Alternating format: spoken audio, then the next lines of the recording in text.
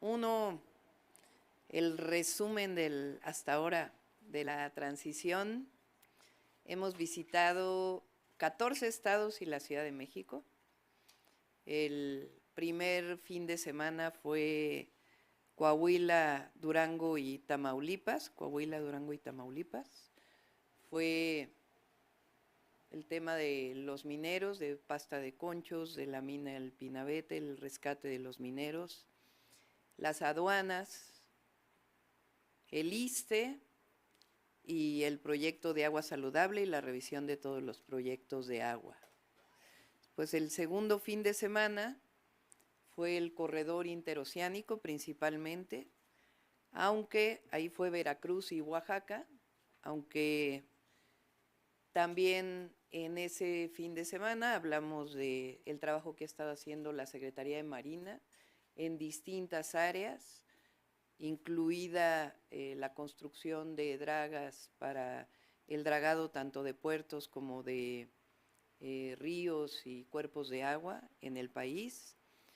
Ahí también vimos el tema de la Guardia Nacional, de caminos artesanales y todas las obras de la Secretaría de Infraestructura, Comunicaciones y Transportes. El tercer fin de semana, viernes, sábado y domingo, estuvimos en el Tren Maya. Ahí estuvimos en Quintana Roo, Campeche y Yucatán. Después, el siguiente fin de semana, estuvimos en Baja California y Sonora. Ahí tratamos el tema de todas las obras de Comisión Federal de Electricidad, el Plan Sonora, también los planes de justicia, en particular de los ERIs y los yaquis, pero ahí hablamos en general de los planes de justicia. Y ahora, el último fin de semana, estuvimos en Ciudad de México, en el Estado de México, Puebla, Hidalgo y Tlaxcala, y tratamos los temas de las obras metropolitanas, particularmente de movilidad, el programa Sembrando Vida en Puebla, lo que se está haciendo ahora en el río Tula. Aprovechamos también para hablar del tema de saneamiento del Valle de México o de la zona centro. Hoy la zona metropolitana del Valle de México antes solamente incluía un municipio del estado de Hidalgo, hoy incluye más municipios, entonces de la zona metropolitana del Valle de México, además de Tula.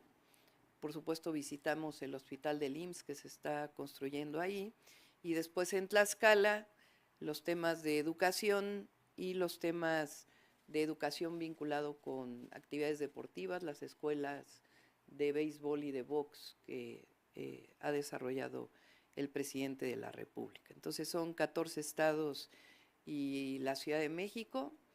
Nos estamos definiendo a dónde vamos a ir el próximo fin de semana, pero lo que deben saber pues es que vamos a ir a las 32 entidades de la República, y además de, bueno, también visitamos la refinería de Tula. Ahí vimos la coquizadora y hablamos de las coquizadoras, la coquizadora de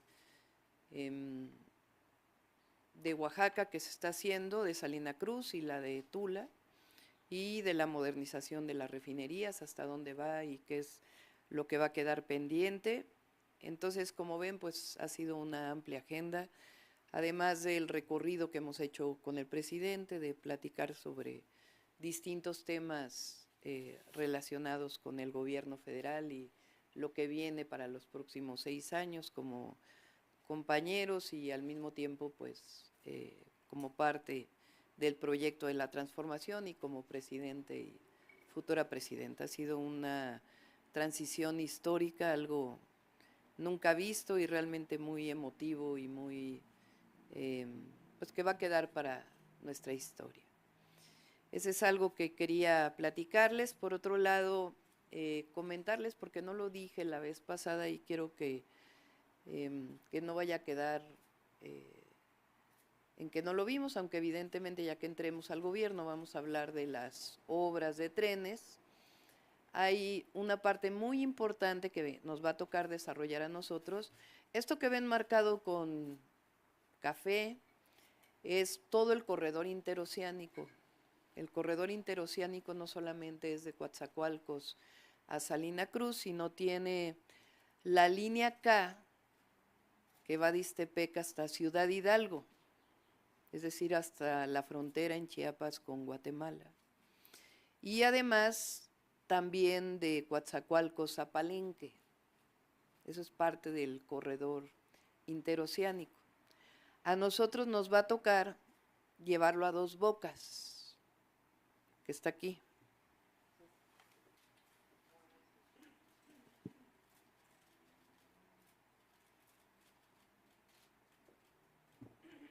Como parte del corredor interoceánico. Y regrésense a la otra, o si tienen una más grande.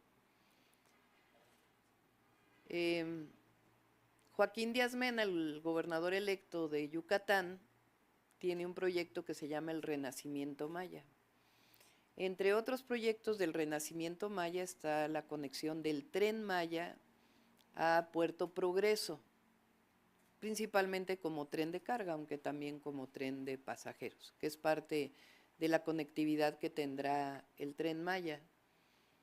Y ahí también, pues, el hacer Puerto Progreso un puerto de gran calado. Es un proyecto que tiene muchísimos años como el interoceánico y que también vamos a desarrollar. Entonces, en el sureste es el tren de carga, o sur-sureste, el tren de carga del Tren Maya, y por otro lado la conexión a Puerto Progreso y la conexión a la refinería de Dos Bocas, que es parte fundamental de lo que platicamos en la ocasión que estuvimos analizando el tren interoceánico como dos obras pendientes que nos van a tocar a nosotros. Pues son los dos temas que quería platicarles y con gusto contestamos sus preguntas. Iniciamos sesión de preguntas y respuestas con Sandra Aguilar de AE, Grupo Informativo. Doctora, buenos días. Ciertamente ha abordado el tema de la transición. Hemos conocido ya parte de estas visitas que ha tenido semana a semana. Y bueno, pues en esta última visita, en efecto, estuvo pues en el estado de Tlaxcala. Sabemos evidentemente que en esta gira que dio el fin de semana estuvo acompañada de Mario Delgado, futuro secretario de Educación. Se habla, doctora, de los grandes avances que se han tenido en este tema. Me gustaría, si tiene oportunidad, que nos compartiera cuáles son los avances que se tienen en esta administración que está por terminar y si en efecto propondría alguna reforma o bien alguna reforma en el tema o en el sector educativo una vez que inicie su administración. El presidente, por supuesto, echó atrás la reforma educativa. Ayer lo dijo, van a ser 1 millón de basificaciones para el magisterio, que es algo también histórico. Las becas, la nueva escuela mexicana. Y ayer no se presentó, pero están, por supuesto, las universidades del bienestar, las universidades Benito Juárez, que se van a tratar también en las siguientes giras, como parte de los avances en educación por parte del gobierno del presidente López Obrador. Nosotros vamos a consolidar la nueva escuela mexicana con los libros de texto. Vamos a seguir trabajando con el Magisterio Nacional. Ahí hay una demanda del Magisterio que es revisar el UCICAM. Es un sistema que quedó después de la reforma educativa, en donde en general todas las maestras y maestros tienen preocupaciones y no están de acuerdo con varias cosas que quedaron en la UCICAM. A ver si me dices exactamente qué quiere decir la UCICAM, que es un método de evaluación y movilidad de los profesores, de los maestros y maestras de educación básica principalmente. Entonces yo me comprometí a revisarlo. Está la ley del ISSSTE, que está en este momento a revisión en términos de los derechos laborales de los profesores y de la carrera magisterial. Y obviamente pues seguir apoyando con becas, que son las becas universales para preescolar, primaria y secundaria, que nos comprometimos. Y por otro lado, vamos a fortalecer la educación media superior. En la media superior hay, ahora que entremos nosotros, hay muchos sistemas que crecieron, sistemas federalizados y sistemas estatales. Son más de 20 sistemas que hay en la educación media superior. Ustedes lo conocen, bachilleres, CONALEP, CECATIS, y de ahí una cantidad enorme, además de la preparatoria y el CCH. Nosotros queremos hacer una revisión. Hay profesores que ganan un salario por estar en bachilleres y profesores que hacen la misma labor que ganan otro salario por estar contratados por CONALEP. Entonces, desde la parte laboral hasta la revisión de los programas de estudio, su vínculo también con el sector productivo y también con los contenidos educativos, que inició una parte con el presidente, pero nosotros vamos a dedicarle bastante y además a construir más preparatorias. En el país debería de haber el mismo número de, gracias Pau, el mismo número de preparatorias como secundarias hay. No tendría por qué haber menos preparatorias que secundarias. Si los jóvenes al haber cumplido, un adolescente al haber cumplido la secundaria, pues debe tener derecho a entrar a la preparatoria y no tener que hacer ni exámenes, sino que sencillamente vaya a la preparatoria más cercana a su casa. Entonces, más preparatorias y la revisión del plan de estudios. Y además del fortalecimiento de las universidades del bienestar, vamos a hacer nacional la Rosario Castellanos y la Universidad de la Salud, para fortalecer la educación pública universitaria. Entonces, vamos a dedicarle bastante a la educación.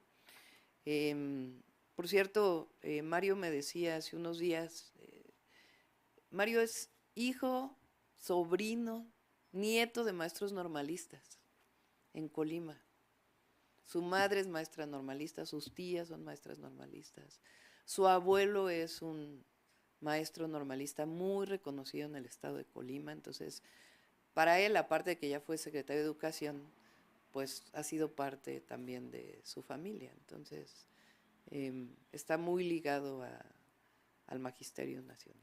Entonces, en términos, haciendo un resumen, se va a consolidar lo que es la nueva escuela mexicana, es decir, no viene ninguna reforma. En el tema del magisterio, como usted dice, bien van a revisar el tema de las basificaciones, de los sueldos, no van a desaparecer en el caso de la educación media superior ningún organismo, solamente se van a revisar los programas, no desaparecen No, nada. en ese sentido. Ok, perfectamente. Y bueno, finalmente, y de mi parte sería pues preguntarle, así como ha visitado todos estos estados, se van a llegar a los 32, pues de alguna manera palpado y visto todo esto que se ha realizado en la actual administración en este proceso de transición. En ese sentido, doctora, preguntarle, en el tema de las instituciones, de los organismos, de toda la administración federal, ¿hay avances? ¿Tienen algún corte de caja? ¿Hay informes que se le presenten? ¿Cómo va la transición, pero al interior del gobierno? A ver, es una transición hasta el momento, digamos, no formal, en el sentido de que todavía no tengo yo la constancia de mayoría expedida por el Tribunal Electoral. En el momento en que lo tenga, pues tienen que emitirse lineamientos generales, así se hace en cualquier transición de gobierno. Pero pues ahora, pues para no que estos 2 meses no los dejemos pasar, pues al haber nombrado y el presidente pues ha decidido iniciar de manera informal este proceso de transición. Entonces ya hay muchas pláticas entre, por ejemplo, Mario Delgado y Leti Ramírez, y entre los distintos, entre Marcelo Ebrard y Raquel Buenrostro. Entonces ya hay muchas pláticas y la formalidad ya de la entrega de todo esto, pues ya a partir de que tengamos la constancia de mayoría. Le agradezco, buen día. Gracias. Gracias. USICAM quiere decir Unidad del Sistema para la Carrera de los Maestros y las Maestras. carrera magisterial. Siguiente pregunta de Jimena Mejía, de Grupo Imagen. Gracias. Buenos días, Presidenta. Consultarle. El presidente López Obrador mencionó esta mañana que muy posiblemente en su administración se podría esclarecer el asesinato de Colosio. ¿Estaría dispuesta a reabrir el caso con la línea de investigación que señala el líder priista en contra de Manlio Fabio Beltrones? Y la segunda sería consultarle sobre cómo será la dinámica de este jueves de gabinete, cuántas personas nombrará en su virtual gabinete y si será en el MIDE o aquí en su casa de transición. Gracias. Yo creo que el caso Colosio es un asunto de Estado y que tiene que… pues, la propia Fiscalía encontró nuevos elementos. La investigación no la hace el gobierno, sino que la hace la Fiscalía General de la República.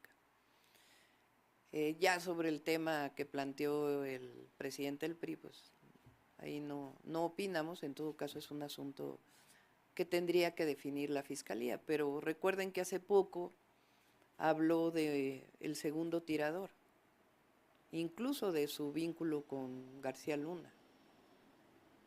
Entonces, obviamente es muy importante que eso se conozca y que esto que ha encontrado la Fiscalía, pues, continúe investigándose. Pero le corresponde, pues, a la Fiscalía General de la República, no es un asunto del gobierno. Ahora, que habiendo encontrado al segundo tirador, pues es importante que se esclarezca, ¿no? El adelanto de su virtual. El jueves vamos, bueno, no sé si lo haríamos aquí o en el MIDE ya, pero sí son las tres secretarías que nos faltan: trabajos, turismo y cultura. Gracias.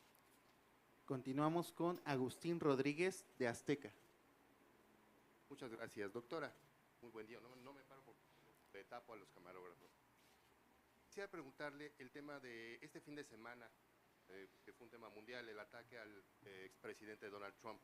En otras ocasiones, si esto hubiera pasado, tal vez hoy hubiéramos amanecido con un dólar disparado, tal vez hubiéramos amanecido con otros parámetros en materia de economía.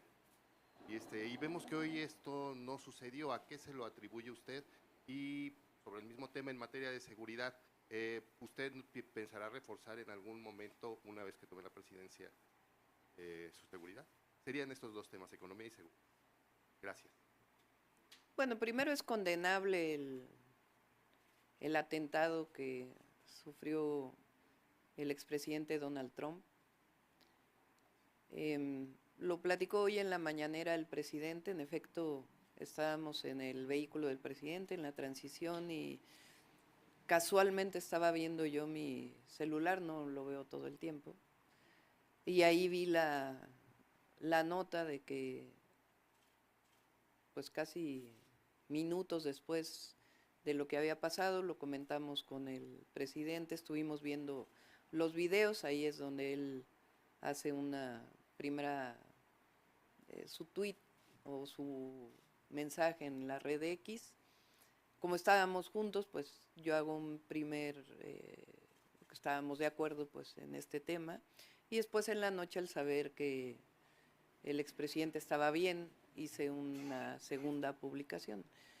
Es totalmente condenable, reprobable. La violencia en general es reprobable, pero particularmente en este caso la violencia política.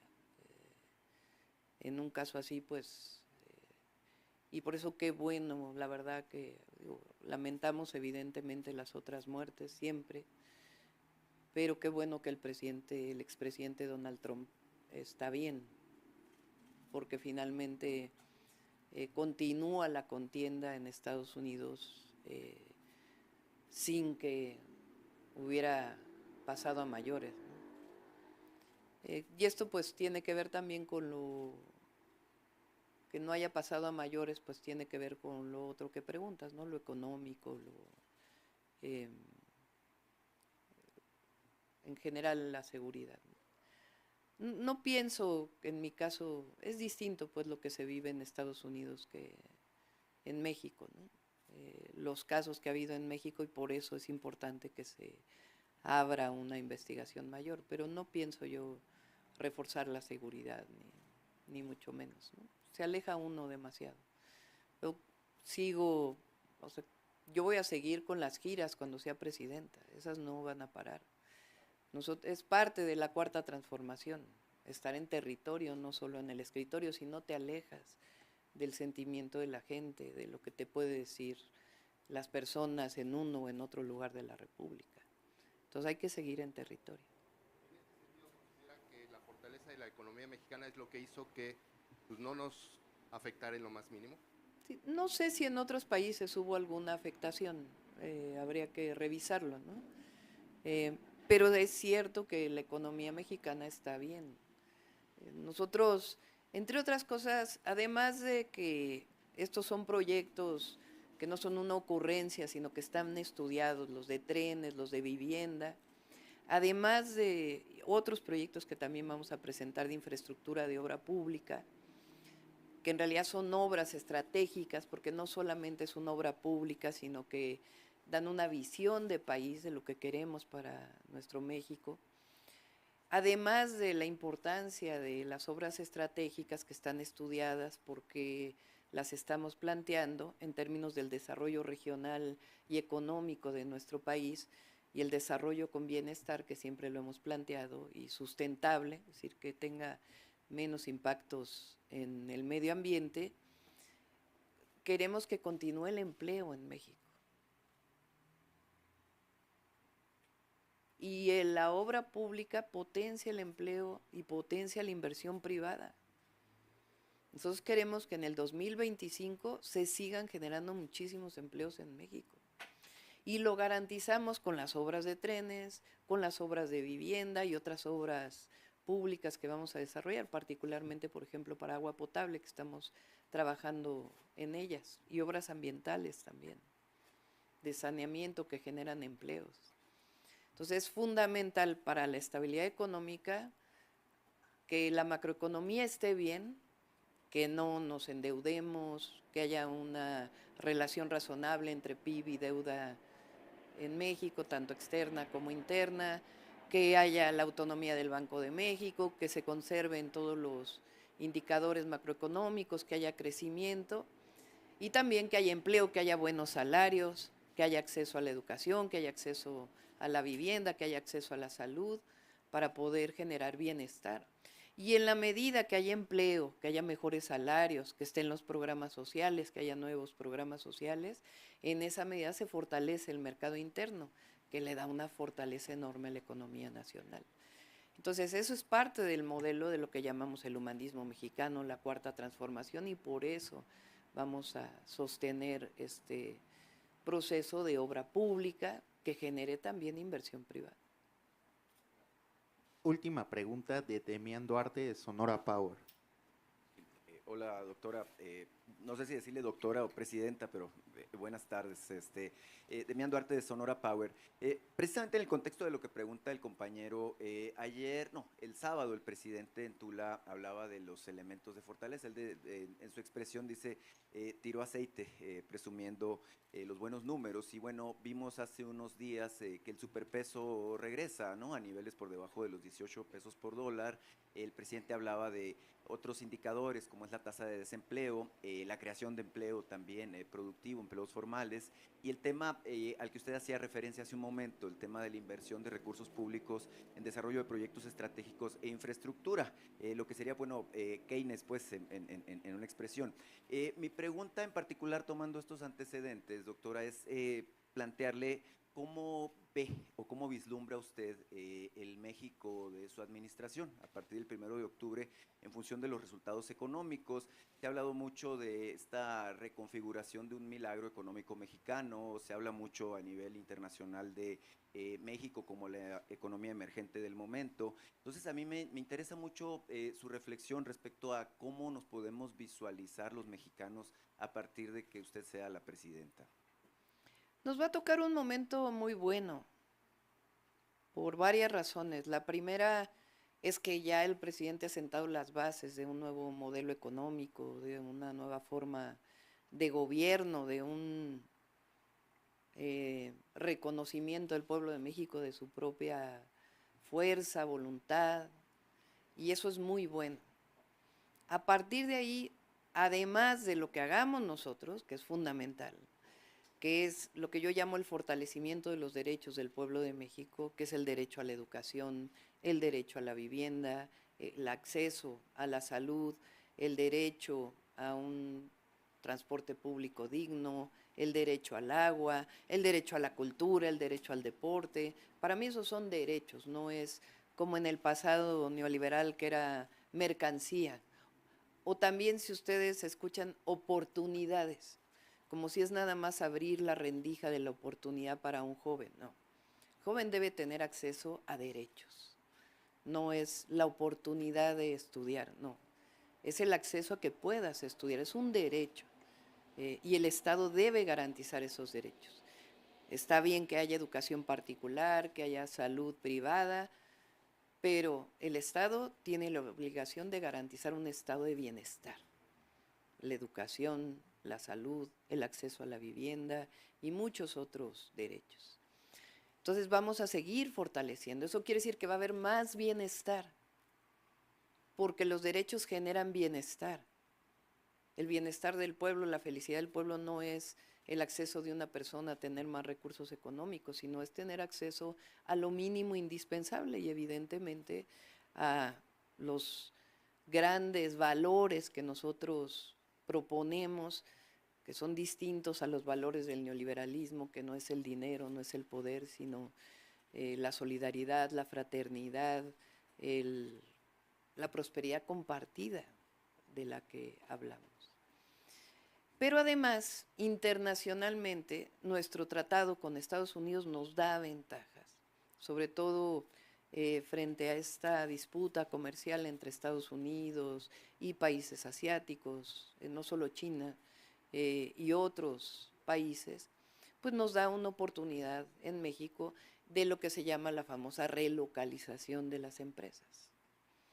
El famoso nearshoring que le dicen en inglés, que quiere decir que ya las empresas estadounidenses no están buscando instalarse en China, sino que prefieren un mercado regional, que es particularmente México. También a Europa le interesa, también por la cercanía con el mercado más importante del mundo, que es Estados Unidos. Ahora, ¿nosotros nos interesa que haya relocalización? Sí, pero nosotros a toda esa inversión le ponemos apellido. No solo es que vengan las empresas extranjeras y se instalen y generen empleo. Nosotros queremos que haya salarios justos, porque durante todo el periodo neoliberal el objetivo era vender a México como la mano de obra barata. No puede haber nada más inhumano que eso. Durante 36 años mantuvieron el salario mínimo estable. Cada vez alcanzaba para menos, porque ni siquiera en muchos casos era la inflación. Entonces nosotros no queremos solo empleo, nosotros queremos empleo bien remunerado y que los trabajadores y trabajadoras tengan acceso a vivienda y tengan acceso a la salud y tengan acceso a la educación y tengan acceso a la movilidad, porque no es acceso a la vivienda de estos modelos que se hicieron de vivienda, que hoy hay 600,000 viviendas abandonadas o algunas de ellas ocupadas no por quien quiso adquirir esa vivienda, que estaban alejadas de cualquier centro poblacional sin lo más mínimo. Nosotros queremos bienestar y queremos mejora al medio ambiente. Entonces, nos va a tocar un momento muy especial, porque hay interés en México, en invertir en México.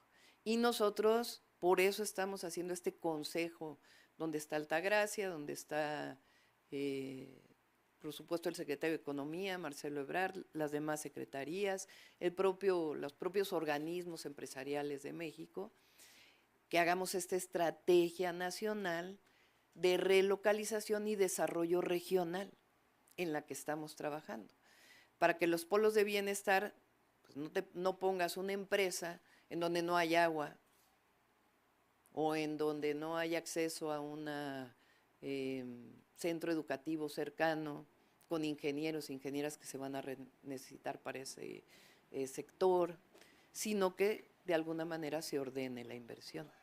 eso no solamente nos va a dar crecimiento económico, sino nos va a dar bienestar. Entonces, por eso digo que nos va a tocar un muy buen momento. Y finalmente, ¿qué queremos para el pueblo de México? Pues más felicidad. Y la felicidad tiene que ver con el acceso a los derechos y al mismo tiempo con estar bien con los demás. Claro, la prosperidad compartida pues es un concepto muy poderoso, doctora, que me queda claro que genera gran expectación de lo que será su administración. En este contexto es evidente que estuvo en mi tierra, en Sonora, y bueno, tuvimos el gusto de recibirla primero en Puerto Peñasco, después allá en el desemboque de los Seris, en medio del desierto, en condiciones muy extremas, por cierto.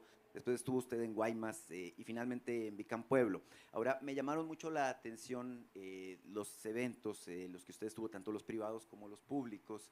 Yo le quiero preguntar muy en específico, ¿qué conclusiones sacó de su viaje a Sonora? El presidente dijo por ahí que Sonora es la tierra del futuro.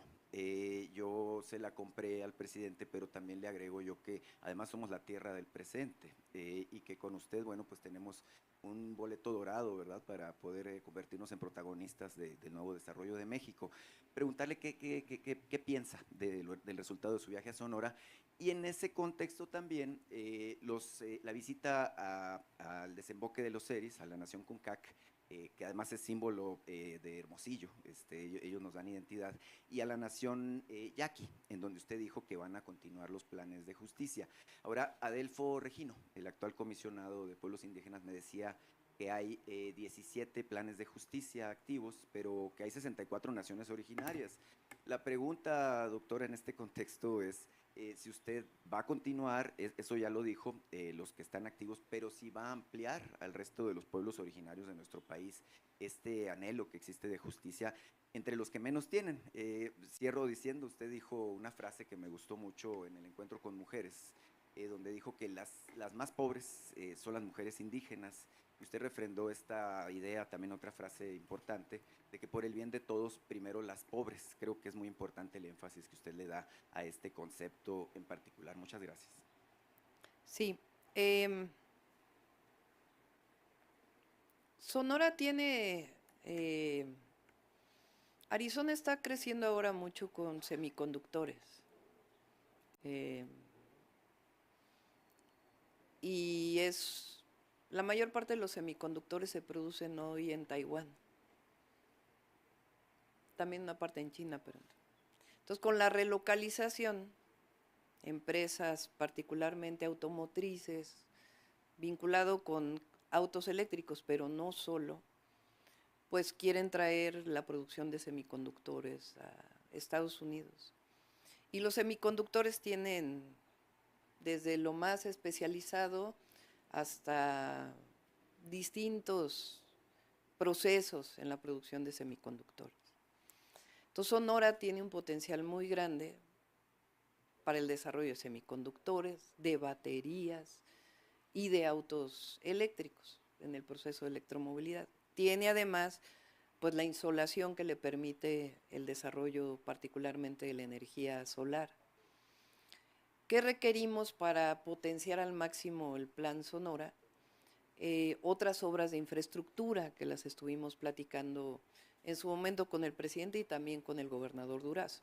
La carretera a Chihuahua es muy importante. Ahí es tanto la carga para poder llegar a otras zonas de la frontera con Estados Unidos y potenciar el puerto de Guaymas, como pasajeros también, y el potencial turístico que tiene Sonora también, que es muy importante. Y algunas otras obras de infraestructura importantes que potenciarían, ferrocarril, que potenciarían al máximo el desarrollo de Sonora, la producción de litio, que ya sabemos, la producción de cobre, que ya sabemos. Sonora también es un estado minero, pero la idea es que no sea explotación minera para exportación, sino que sea toda la cadena productiva. Por eso dice el presidente que Sonora es la tierra del futuro, porque en efecto tiene un potencial de desarrollo enorme. Pero al mismo tiempo justamente es que el desarrollo no sea vinculado con estos procesos, sino a quien históricamente no ha tenido justicia, que se le dé justicia, y por eso son tan importantes los planes de justicia para los pueblos originarios. Y ahí, pues de una vez les adelanto también, estamos trabajando para que, por tu última parte, recuerden que el primer año van a ser, bueno, termino Plan Sonora, ahora vamos con pueblos indígenas y particularmente las mujeres indígenas. El programa es 60-64,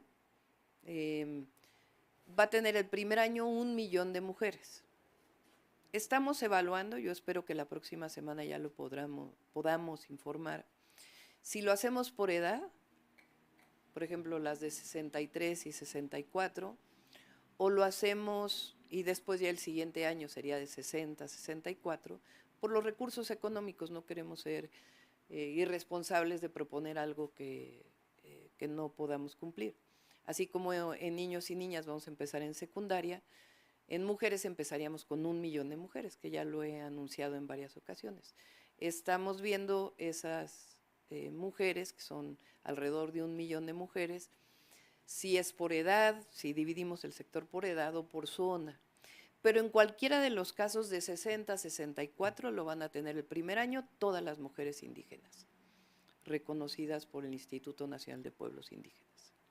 Así como el presidente inició con el apoyo a adultos mayores desde 65 con los pueblos indígenas, las mujeres indígenas todas van a iniciar en el 2025 de 60 a 64 en cualquiera de los escenarios. Y vamos a continuar con los planes de justicia, no solo para los 17 pueblos, sino el objetivo es seguir aumentándolos. La virtud de los planes de justicia es que se construyen de manera conjunta, no es el gobierno que llega a decir, te propongo esto, sino que es un proceso de diálogo conjunto y por supuesto de las demandas históricas de los pueblos. ¿Cuántas mujeres hay entre el rango de 60 a 64 años en total en México? Son, por ahí tengo, a ver si Ariadna está disponible, son alrededor de 3 millones de mujeres, si mal no, 3,5. Ahora les doy el dato. Pero en cualquiera de los dos casos, que sea por situación económica, por edad, que definamos el inicio en el 2025, todas las mujeres indígenas de 60 a 64 tendrían su apoyo. Finalizamos conferencia de prensa. Muchas gracias.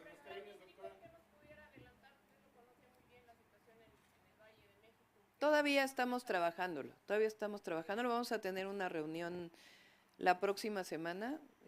Les pedí ahora que los vi a Clara Brugada, a Julio Menchaca de Hidalgo y a la gobernadora Delfina, a ver si podemos tener una reunión previa que entremos al gobierno para comenzar a trabajar conjuntamente, porque tiene que ver con las 3 entidades de la República y la Federación. ¿Tendría que ser una fuente alterna, Samala, supongo, la obtención del agua? Todavía vamos a esperar a que se los podamos plantear. Doctora, sobre los trenes, le quisiera preguntar, ¿este trazo que están ustedes marcando daría pie para que Puerto Progreso se convirtiera en el enlace con Europa? Entre otros, Coatzacoalcos también. Es decir, todos los puertos del Golfo tienen 2 virtudes. Una, la propia importación y exportación a la que se dedican los puertos, pero es no solo Europa, sino el este de los Estados Unidos.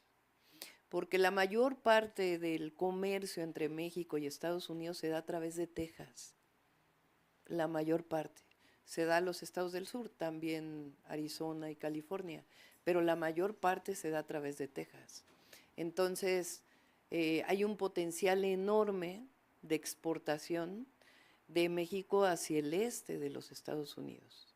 ¿Habría la intención de unir a Manzanillo a don Lázaro Cárdenas con este logístico? Y se lo pregunto porque si es así, ¿está usted pensando en que este tren transísmico podría convertirse en una alternativa al canal de Panamá? Esa es la idea original del presidente, que el interoceánico se llama corredor interoceánico, no solo tren, porque no solamente es el tren, sino los polos de bienestar que están alrededor del interoceánico. Es decir, no solamente es un tren de pasajeros y de carga que permite transportar carga del Pacífico al Atlántico o al Golfo, sino que además permite el desarrollo del sureste a partir de los polos de bienestar. Y de ahí, pues si se fijan, es mucho más que eso, porque tiene que ver incluso con la línea K que va a Guatemala. Y es el potencial incluso de incorporar a Chiapas a estos polos de bienestar. La queja era que el tren solamente tiene una vía y tenía que esperar a que pasara el tren para poder hacer el regreso. ¿Está esta planificación con dos vías, una de ida, una de regreso? ¿Cómo es la planificación? Ya lo vamos a trabajar. Por lo pronto la idea es que lo que está funcione, que se desarrollen los polos de bienestar, y si es necesario, pues ya estaríamos planteando, está en estudio todavía, la posibilidad de hacer otra vía. Sí. El día de mañana vamos a tener, entre otras, una reunión con mujeres de 60 a 64 años.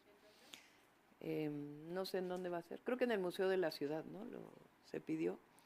Y el objetivo es que ellas hablen, que digan por qué es importante este apoyo. Doctora, de lo que ocurre al interior del PRI, el día de ayer en la noche publicó un video el líder del partido diciendo que incluso priistas que pertenecen al crimen existe el riesgo de que van a llegar al Senado de la República. Esto es grave, ¿no, doctora? ¿Usted qué opina al respecto? Y si de parte de Morena o de los partidos aliados se ha comentado de esta posibilidad. Pues eso ya es un tema de los priistas. Fíjense, la virtud, nosotros, lo que se demostró este 2 de junio, que es algo que no han entendido quienes no están a favor de la Cuarta Transformación. No han entendido qué pasó el 2 de junio. Y lo quieren seguir interpretando de una manera en que, pues si siguen así, no van a poder entender qué fue lo que pasó. Y es que el pueblo de México está con la Cuarta Transformación. Y no solo son los programas del bienestar, no solamente son, tienen que ver evidentemente, la gente vive mejor, ha habido 5 millones de personas que salieron de la pobreza, hay mejores salarios, es decir, dio resultados la Cuarta Transformación. Pero además la gente se siente con el reconocimiento que históricamente no. Esto que dice el presidente, yo estoy de acuerdo de que es algo que decimos en Morena desde que se formó Morena, que la política no solo es un asunto de los políticos, sino es un asunto de todas y de todos. Entonces el PRI pues está ahí peleándose con sus disputas internas. El PAN pues también. Y en Morena pues siempre hay, Morena es plural, entonces evidentemente que bueno además que siempre hay opiniones, pero en términos del proyecto está muy claro. Entonces hay una unidad enorme que nos da mucha fortaleza como movimiento. Gracias, compañeros. Gracias. Por su A ver allá, asistencia. a Carlos que tiene derecho de antigüedad.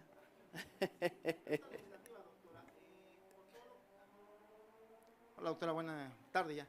Pregunta legislativa. En los corrillos del Senado de la República y Cámara de Diputados permanente, ¿está el consenso prácticamente ya hecho de que sea la exministra Sánchez Cordero la que presida la Cámara de Diputados a partir del 1 de septiembre? Usted ha mencionado a dos figuras importantes, tanto a Ifigenia Martínez como en este caso, a la ministra, la que fuera ministra, primer ministra de en la Suprema Corte. ¿Quién le gustaría que le colocase la banda presidencial el 1 de octubre, doctor? Gracias. Pues, a ver, en el caso de los compañeros de Morena, porque esto es importante, que firmamos el acuerdo antes de la encuesta, ahí yo sí dije, es importante que se respete el acuerdo que se firmó, que los compromisos tienen que cumplirse. Ya las demás decisiones que se tomen al interior de la Cámara de Senadores o de la Cámara de Diputados, les corresponde a ellos tomarlas. Yo fue una orientación que di, tampoco voy a tomar yo la decisión, pero sí di mi opinión de que tienen que respetarse los acuerdos para los compañeros de Morena. En el caso de todas las posiciones, comisiones, presidencias, etcétera. Yo pienso que la maestra Ifigenia, porque me preguntaron hace unos días que si me gustaría que la maestra Ifigenia me pusiera la banda. Pues es un símbolo la maestra Ifigenia. Tengo la mejor opinión de Olga Sánchez Cordero también, por eso tampoco quiero, pero ustedes saben que yo voté por Ifigenia, por lo que significa su congruencia. Sin embargo, tendría que ser la presidenta de la mesa directiva para poderle poner. Pues ya ellos que decidan cómo se organiza. Gracias. Gracias, compañeros. ¿Perdón? No me ha dicho, no, le corresponde al tribunal electoral la fecha. Gracias a todos y a todas. Gracias. Comipems es un examen, no es un organismo. Sí. No, yo ya dije que yo creo que... ¿Por qué debe desaparecer el examen de Comipems? Comipems es un examen metropolitano. Por supuesto que ahí hay organizaciones autónomas como la UNAM, que tiene que tomar su decisión, porque ellos autónomamente tienen que tomar su decisión. A un joven, un adolescente que sale de la secundaria y le dices, tienes que presentar un examen de admisión y dependiendo de la calificación que tengas te vamos a mandar a uno o a otra preparatoria.